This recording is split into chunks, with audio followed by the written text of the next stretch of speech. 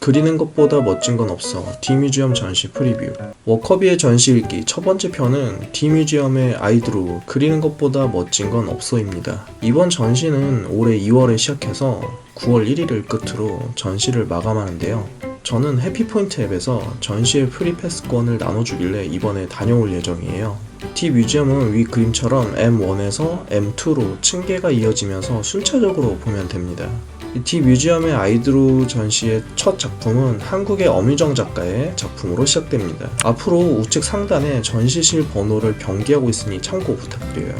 엄유정 작가는 자신에게 감흥을 준 인물부터 일상의 사소한 사물들에 이르기까지 다양한 주제를 다룹니다. 특히 작품에 등장하는 캐릭터를 단선적이거나 대담한 붓질로 그려내는 것이 흥미롭죠. 그리는 순간의 심상과 선택을 흥미롭게 엮어내 작품 속에 풀어내는 능력이 탁월한 것으로 알려져 있습니다. 두 번째로 소개해드릴 작가는 파리에서 활동하는 피에르 르땅이에요. 피에르 르땅의 작품은 가장 큰 특징은 오래된 과슈를 이용한 십자긋기 화법인데요. 이 과슈가 뭐냐면 그냥 물감 중에서도 발색이 뚜렷하고 덧칠했을 때 불투명한 느낌이 나는 물감인데요. 대표적으로 샤갈이 과슈로 작품을 그렸는데 위 그림처럼 물감이 마르면 광택 없이 매트한 느낌이 나죠.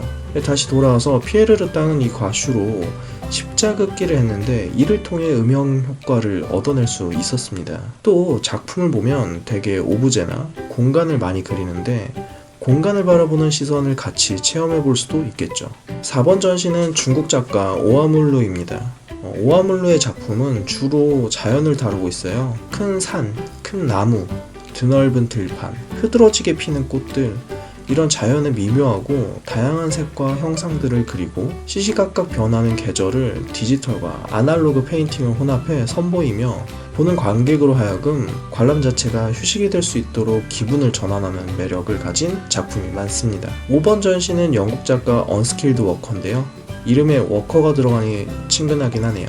작가가 그림을 그린 건 48세로 늦은 나이였지만 인스타그램에 공유한 작품이 뜨거운 반응을 얻고 알렉산더 맥킨 지방시 수석 디자이너와 콜라보를 하는 것을 시작으로 구찌 일러스트레이터로 협업하는 등 패션계에서도 영향력이 확대되며 자신의 독창적인 작품 세계를 선보이고 있습니다. 하지메 소라야마는 여타 작가들과는 상당히 괴리감 있는 독특한 연출을 하고 있는데요. 메탈 소재의 로봇 일러스트레이션이 소라야마의 대표적인 작품 스타일이고요. 이 로봇은 특히 인간 형태를 그대로 따르고 있는 휴머노이드를 통해 인간적 아름다움을 보여주곤 합니다. 이와 같은 스타일은 일본의 다양한 대중문화 컨텐츠로 등장한 기계 판타지의 서막을 열기도 했죠. M1 마지막 전시는 프랑스의 크리스텔 로데이아입니다. 크리스텔은 자연과 인물을 조화롭게 그리는데요. 크리스텔의 작품에서 중심 인물은 언제나 여성입니다. 여성을 둘러싼 세계와의 관계를 풀어내죠. 자연적인 요소와 조화를 이루면서 연약함, 묘한 잔혹성, 경쾌함과 유머 등을 보여주면서 작가 본인만의 환상적이고 시적인 우주를 선보일 수 있게 됩니다. M2에서 처음 마주하는 전시는 한국 작가 람한입니다. 람한의 특징은 자신의 유년 시절 기억에서 건져 올린 단상이나 노스텔지어를 화면 속 다양한 오브제에 시각화하고 사이키델릭한 연출을 하는 것입니다. 여기서 토막상식으로 사이키델릭함은 마치 마약을 한 상태에서 그려내는 느낌을 말한다고 하네요. 그래서 초현실주의적인 분위기로 그려내는 것이 더 시각적으로 잘 전달되는 것입니다. 9번 전시는 영국의 KT 스콧인데요. 스콧의 작품은 주로 자연세계에 대한 디테일한 관찰이 특징입니다. 실제하는 자연의 모습과 상상이 결합된 세밀화를 그리면서 자신의 환상적인 시각을 공유하죠. 이런 시각을 통해 자연을 이해하고 표현하는 데 그 디테일의 강점을 보이고 있습니다. 현재는 다양한 패션 브랜드와 협업하면서 오브제와의 결합을 시도하고 있기도 하죠. 10번 전시 페이트 굿은 물질성에 대한 관심을 미적으로 치환해 작품으로 풀어내고 있습니다. 특히 가구, 오브제, 패션, 벽지 등 실질적인 물질성을 갖는 것을 통해 보여주고 있죠. 페이트 굿은 영국 러틀랜드에 위치한 작은 마을에서 자연과 가까이 자라면서 천연 소재에 눈을 떴고 이 천연 소재에서 영감을 찾아 재료의 본질적인 아름다움에 관심을 갖고 이어 의류 브랜드까지 런칭하게 됐습니다. 11번의 해티 스튜어트의 작품은 상당히 익살스럽죠.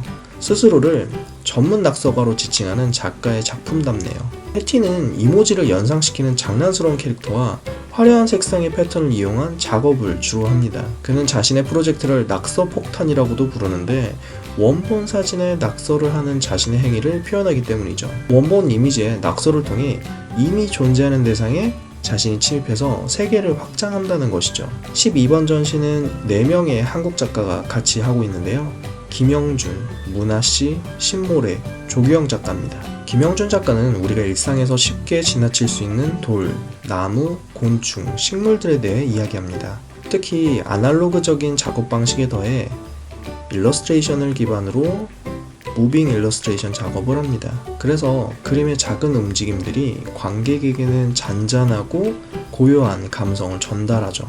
문아씨의 작품들은 검은 잉크로 다양한 감정과 끊임없이 변화하는 마음을 그림에 담습니다. 문아씨의 다른 작품들을 보더라도 검은색 잉크를 두껍고 진하게 사용하면서 자신의 이야기를 잘 표현해내고 있고 감정과 생각을 그리면서 그림 속에서 텅 빈 자아와 모두에 대해 이야기합니다. 신모래 작가는 작품에서 분홍, 파랑, 보라와 같은 몽환적 색채를 많이 사용하는데요. 흔히 이와 같은 사이버펑크 느낌의 몽환적 색채들로 자신의 독특한 감성을 표현하는 데 장점이 있죠. 또한 그림의 한 축에 햇빛이나 네온 사인을 배치하며 빛의 산란 효과를 만들어내고 있는데요. 이런 빛의 산란 속에서 남겨진 사람의 공허함이나 고독함을 강조하며 공감을 이끌어내고 있습니다. 조규영 작가는 문자로 그림을 그려내는 작가예요. 작가의 대표작으로는 픽토그라프 폰트가 있는데 사용자가 컴퓨터에 글을 입력하면 문자가 그림으로 출력되고 화면에 나타나는 시스템을 기반으로 만들죠. 그래서 사용자와의 협업을 통해 작품을 만들어낼 수 있다는 양방향성 작품이 매번 새롭게 만들어집니다. 13번 전시로 소개시켜드릴 작가는 슈테판 마르크스로 스케이트보드 문화에 강한 영향을 받았다고 하는데요. 그 덕분인지 상당히 표현 방식이 개성적이고 특히 패션에 관심이 많아 자신의 커리어 시작을 티셔츠에 즉흥적으로 흑백 그림을 그리는 것으로 작품 활동을 시작했다고 하네요. 굳이 캔버스에 국한되지 않고 티셔츠나 조각, 세라믹 등 다양한 방식으로 표현한다고 합니다. 마지막으로 소개시켜드릴 작가는 줄리엣 베네입니다. 영국 출신의 이 작가는 작품이 소프트한 스타일인데요. 줄리엣 베네의 그림은 정제된 텍스처로 이야기를 풀어내는 게 강합니다. 텍스처란 작품의 표면 상태를 의미하는데요. 다른 작품들을 봐도 그 표면이 보들보들하죠. 텍스처의 상태가 보들보들하다는 걸 정제된 텍스처로 풀어냈다고 하더라고요. 이런 정제된 텍스처를 통해 주로 어린이와 성인 누구나 즐기는 그림책을 선보여왔고 이런 기법을 통해 서정적인 분위기를 작품 전반에서 풍기는 것이 비네의 작품의 특징입니다. 마지막으로 전시회에서 살만한 것들을 한번 추려봤어요. 빠르게 소개드리면 리유저블 스티커가 5,000원이고요. 에코백은 16,000원 정도고요. 이 작품이 계속 반복돼서 나오는 마스킹 테이프도 살만한 것 같아요. 아트 포스터도 8,000원이면 괜찮을 것 같고요. 가볍게 엽서를 소장하는 것도 좋을 것 같습니다. 어떠셨나요? 지금까지 봐주셔서 감사합니다. 좀 더 다양해지는 워커비의 전시일기 첫 번째 시간이었습니다. 왼쪽은 이전 영상, 오른쪽은 신규 추천 영상, 그리고 재밌으셨다면 가운데 버튼을 눌러 구독 부탁드립니다.